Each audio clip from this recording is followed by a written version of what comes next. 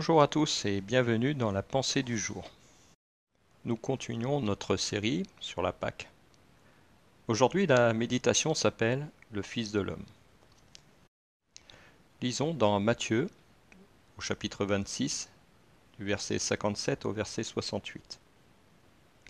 Nous voici au procès de Jésus, ou on peut dire au faux procès de Jésus.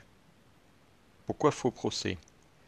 D'une part parce qu'il se déroule de nuit, et d'autre part parce qu'il n'y a pas de témoin à décharge. Donc aucune défense pour lui. La seule préoccupation de ce faux tribunal, c'est d'accuser Jésus de blasphème. Pour cela, ils produisent de faux témoins.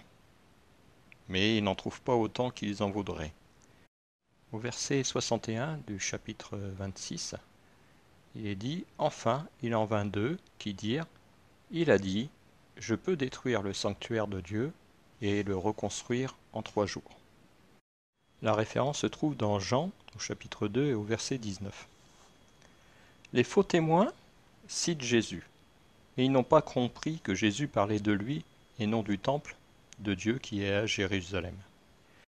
Il faut bien comprendre qu'à l'époque, la civilisation juive se distingue des autres nations par la présence d'un seul et unique temple qui se trouve à Jérusalem, contrairement aux autres nations qui, eux, avaient plusieurs dieux et donc plusieurs temples qui se trouvaient dans différentes villes. L'histoire montre que ce temple sera bel et bien détruit par les Romains en 70 après Jésus-Christ. Mais en parlant ainsi, Jésus voulait faire comprendre que par sa mort et sa résurrection en 3 jours, le temple de Dieu et son système sacrificiel étaient désormais inutiles. Jésus, par sa mort et sa résurrection, permet un nouveau rapport à Dieu. La présence divine de Dieu n'est plus reliée à un lieu, en l'occurrence le temple, mais bien dans le corps du Christ qui est l'Église. Ainsi, le temple détruit devient le corps du Christ, l'Église. Ce faux témoignage ne suffit pas à convaincre le Sanhédrin que Jésus a bien blasphémé. Alors ils insistent. Pourtant, ils ont mis tous les moyens à leur disposition pour faire craquer Jésus. Si on regarde quelques versets auparavant, nous voyons une arrestation musclée, de faux témoins, un interrogatoire avec châtiment corporel, etc. Malgré tout, ils ne peuvent pas prouver que Jésus a blasphémé. Alors, ils le provoquent.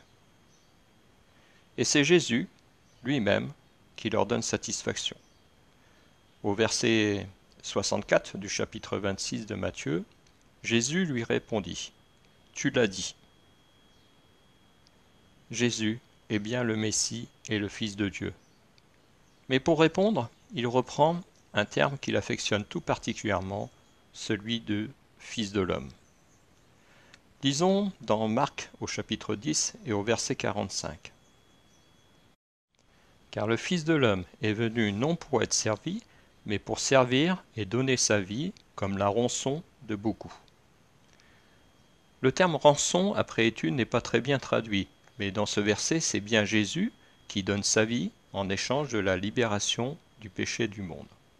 Autrement dit, il fait don de sa vie comme prix à payer de la liberté pour une multitude.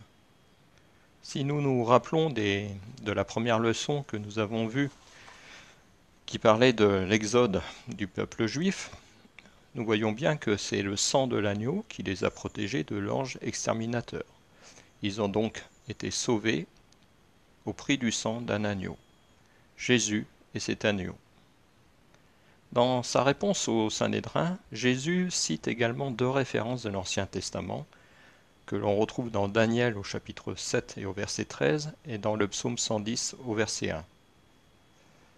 En effet, dans Daniel au chapitre 7 et au verset 14, il est dit « On lui donna la domination, la gloire et le règne. » Jésus a reçu toute autorité de son Père, et également de par sa généalogie, car il est descendant du roi David, mais également le descendant d'Adam, le fils du premier homme.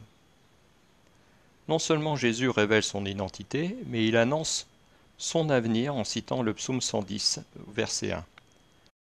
Assieds-toi à ma droite jusqu'à ce que je fasse de tes ennemis ton marchepied.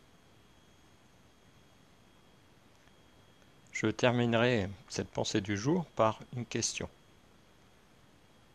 Qui est le Fils de l'homme pour toi? Je vous souhaite une bonne journée. Soyez bénis par notre Seigneur.